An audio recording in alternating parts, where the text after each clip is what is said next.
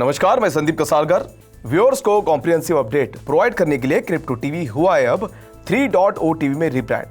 Crypto currencies, blockchain, metaverse, non fungible tokens, security और latest digital segment से जुड़ी हर Web3 related खबरों के लिए देखते रहिए 3.0 टीवी।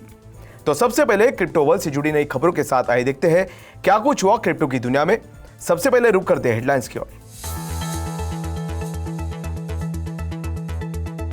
मार्केट हुआ रिबाउंड, बिटकॉइन पहुंचा $20,000 से ऊपर, ETH बढ़ा 5%। FBI ने वल्नरेबल DeFi प्लेटफॉर्म्स पर जारी की चेतावनी। क्रिप्टो लेंडर हॉडलनट को सिंगापुर कोर्ट ने इंटरिम जुडिशियल मैनेजमेंट के तहत रखा। क्रिप्टो लैंडलॉर्ड एनीमुका के लिए टीमा से करेगी $100 मिलियन की फंडिंग का नेतृत्व। इंडोनेशिया की सबसे बड़ी टेक कंपनी ने लोकल एक्सचेंज को खरीद कर ली क्रिप्टो में एंट्री। ब्लॉकचेन गेमिंग प्लेटफॉर्म एक्सटेरियो ने पार्टनर फंड प्लस के नेतृत्व में $40 मिलियन जुटाए। सोलाना आधारित डीफाई प्रोटोकॉल ऑप्टिफाई ने प्रोग्रामिंग ब्लेंडर में $661,000 कमाए। नाइकी के मेटावर्स स्टोर में लगभग 7 मिलियन विजिटर्स ने ली एंट्री।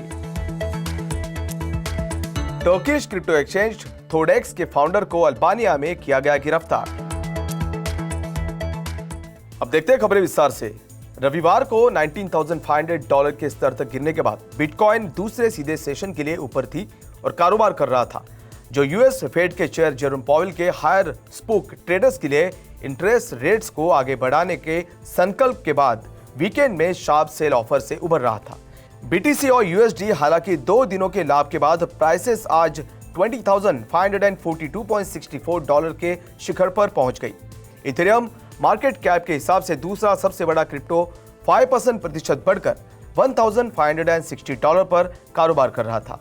ब्लॉकचेन के महत्वाकांक्षी सॉफ्टवेयर अपग्रेड द मर्ज पर नए डेवलपमेंट और ऑप्टिमिज्म पर पिछले हफ्ते के नुकसान को रिकवर कर रहा था। बाइनांस BNB से लेकर सोलाना के SOL तक के टोकन ने भी ग्लोबल मार्केट्स में स्थिर मूड के बीच लाभ अर्जित किया। क्रिप्टो करेंसी का IC 15 इंडेक्स 2.2% बढ़कर 29,826 पॉइंट्स पर कारोबार कर रहा था। फेडरल ब्यूरो ऑफ इन्वेस्टिगेशन ने डिसेंट्रलाइज्ड फाइनेंस यानी DeFi सिस्टम पर साइबर हमले पर एक नई चेतावनी जारी की है, जिसमें दावा किया गया है कि हैकर्स इन प्लेटफॉर्मों को कंट्रोल करने वाले स्मार्ट कॉन्ट्रैक्ट्स में खामियों का फायदा उठा रहे हैं। एजेंसी ने कहा कि रिसर्च के अनुसार साइबर क्रिमिनल्स ने जनवरी और मार्च 2022 के बीच क्रिप्टो करेंसी में $1.3 बिलियन की चोरी की, जिसमें से लगभग 97% अमाउंट DeFi नेटवर्क्स के माध्यम से चोरी हुआ है। एजेंसी 3 तकरीबों की ओर इशारा करती है जिनका उपयोग साइबर क्रिमिनल्स ने हमले शुरू करने के लिए किया है। सबसे पहले ये एक फ्लैश लोन शुरू करते हैं, जैसे कि नवंबर 2021 में इथेरियम DeFi प्रोजेक्ट BZX पर हमले के मामले में, जहां चोरों ने डिजिटल एसेट्स में $55 मिलियन की कमाई की। दूसरा, DeFi प्लेटफॉर्म के टोकन ब्रिज में वल्नरेबिलिटी का एक्सप्लॉइट करना, जैसा कि इस महीने की शुरुआत में नोमैड टोकन ब्रिज के मामले में देखा गया था। तीसरा है क्रिप्टो करेंसी की प्राइसेस में हेरफेर करना, वल्नरेबिलिटीज की एक सीरीज का फायदा उठाना, जिसमें सिंगल प्राइस ओरेकल का उपयोग भी शामिल है। ट्रबल क्रिप्टो लेंडर हॉडलनट को डिफिकल्ट मार्केट कंडीशंस के कारण विड्रॉल्स को रोके जाने के 3 हफ्ते बाद इंटरिम जुडिशियल मैनेजमेंट यानी IJM क्रेडिटर प्रोटेक्शन के लिए एक रूप के तहत रखा गया है। जुडिशियल मैनेजमेंट डेट रिस्ट्रक्चरिंग का एक फॉर्म है जो एक एंटिटी को डिस्ट्रेस कंपनी के बिजनेस, प्रॉपर्टी और एसेट्स को मैनेज करता है। इस मामले में हॉडलनट थर्ड पार्टी से लीगल प्रोसीडिंग से भी सुरक्षित रहेगी। 29 अगस्त को हॉडलनट के लीगल रिप्रेजेंटेटिव्स ने 2 क्रेडिटर्स के साथ एक अदालत की सुनवाई में भाग लिया। दोनों ने IJM कैंडिडेट्स के लिए नॉमिनेशन सबमिट किया था।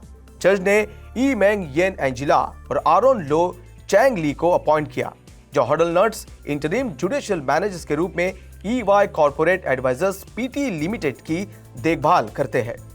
हॉडलनट ने विड्रॉल्स को रोके जाने के 5 दिन बाद 13 अगस्त को जुडिशियल मैनेजमेंट के तहत रखने के लिए आवेदन किया था। $2 ट्रिलियन के मार्केट मेल्टडाउन के बावजूद सिंगापुर के state investor Temasek holding PT Animoca brands Corp के लिए $100 मिलियन के फंडिंग राउंड में शामिल हो गया है। टेमासेक कन्वर्टिबल बॉन्ड्स के माध्यम से फाइनेंस को लीड करेगा। इस जनवरी में एनिमोका द्वारा घोषित $359 मिलियन के फंडिंग राउंड का फॉलो करता है, जिसमें जॉर्ज सोरोस और विंकलवोस ट्विंस के साथ साथ दूसरे बैकर्स भी शामिल है। एनिमोका, जिसकी वैल्यू अब $6 बिलियन है, उसने इस समय की शुरुआत में इसी राउंड में एडिशनल $75 मिलियन जुटाए थे। इंडोनेशिया के सबसे बड़े टेक बिजनेस गोजेक टोकोपीडिया यानी गोटो ने local crypto exchange crypto maxima coin की खरीद के साथ क्रिप्टो करेंसी मार्केट में एंटर किया है। इंडोनेशिया के स्टॉक एक्सचेंज रेगुलेटर के एक स्टेटमेंट का हवाला देते हुए रॉयटर्स की एक रिपोर्ट के अनुसार गोटो ने $8.38 मिलियन पे किए हैं। टेक कंपनी, जिसे 2021 में बनाया गया था, जो राइड हेलिंग ऐप गोजेक और ई कॉमर्स प्लेटफॉर्म टोकोपीडिया के बीच मर्ज से हुआ था। उसने अप्रैल में एक आईपीओ में $1 बिलियन से ज्यादा जुटाए और इंडोनेशिया के $1 ट्रिलियन जीडीपी में 2% से ज्यादा कंट्रीब्यूट करने का दावा किया। रिपोर्ट्स के अनुसार यह डाइवर्स मनी मैनेजमेंट हब बनना चाहता है। ब्लॉकचेन गेमिंग प्लेटफॉर्म एक्सटीरियो ने गेम डेवलपर और एक्सटीरियो पार्टनर फनप्लस, FTX वेंचर्स और ब्लॉकचेन गेमिंग प्लेटफॉर्म XPLA के लीड से फंडिंग राउंड में $40 मिलियन जुटाए हैं। यह फंडिंग गेम डेवलपमेंट और प्लेटफॉर्म के निर्माण की ओर जाएगा। फंडिंग राउंड में दूसरे पार्टिसिपेंट्स में HashKey, Foresight Ventures, Headline, Matrix Partners और एनिमोका ब्रांड्स के नाम भी शामिल थे। व्हाइट पेपर के अनुसार एक्सटीरियो पार्टनर नेटवर्क में डेवलपर्स के लिए play to earn gaming platform और GameFi as a service solution को जोड़ती है। FunPlus popular mobile strategy games का ग्लोबल डेवलपर एक्सटीरियो के लिए टेक्नोलॉजी स्टैक प्रोवाइड करता है। डेरिवेटिव्स फोकस्ड डिसेंट्रलाइज्ड फाइनेंस यानी DeFi प्रोटोकॉल ऑप्टिफाई ने अपने मेननेट प्लेटफॉर्म की प्रोग्रामिंग को गलती से क्लोज कर दिया, जिससे USDC में $661,000 लॉक हो गए। एरर तब हुआ जब सोलाना पॉवर्ड प्रोटोकॉल ने अपने प्रोग्राम कोड को अपडेट करने का प्रयास किया। एक ब्लॉग पोस्ट के अनुसार ऑप्टिफाई ने गलती से एक स्टैंडर्ड अपडेट के बजाय सोलाना प्रोग्राम क्लोज कमांड का उपयोग किया, जिसके परिणाम स्वरूप मेननेट पर प्लेटफॉर्म परमानेंटली बंद हो गया। फंड इरिट्रीवेबल है, लेकिन ऑप्टिफाई ने कहा कि ये 2 सितंबर को सभी यूजर्स की डिपॉजिट्स को वापस कर देगा और मैनुअली पोजीशंस को सेटल करेगा। पूरी प्रोसीजर में 2 हफ्ते लगने की उम्मीद है। एक ट्वीट में ऑप्टिफाई ने कहा कि टोटल वैल्यू लॉक्ड यानी TVL का 95% हिस्सा सिर्फ एक टीम मेंबर का है, जिसका अर्थ यह है कि कस्टमर का एसेट सिर्फ $33,000 के वर्थ का हो सकता है। नाइकी लैंड स्पोर्ट्सवेयर की दिग्गज कंपनी की मेटावर्स ऑफरिंग इसके खुलने के बाद से 5 महीनों में लगभग 7 मिलियन लोगों द्वारा देखी गई है।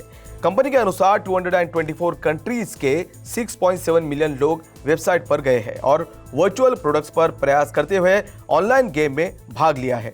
नाइकी डिजिटल के साथ नाइकी ने कंपनी डिजिटल स्ट्रैटेजी के साथ कड़ी मेहनत की है, जो अब टोटल नाइकी ब्रांड रेवेन्यू का 26% हिस्सा है।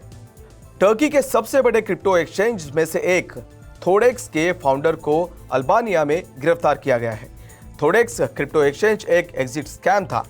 फारूक फतीह ओजेर का एक्सचेंज पिछले साल अचानक ऑफलाइन हो गया और फाउंडर और CEO अल्बानिया भाग गए। लगभग 400,000 मेंबर्स के पास उनके फंड्स का कोई एक्सेस नहीं बचा था।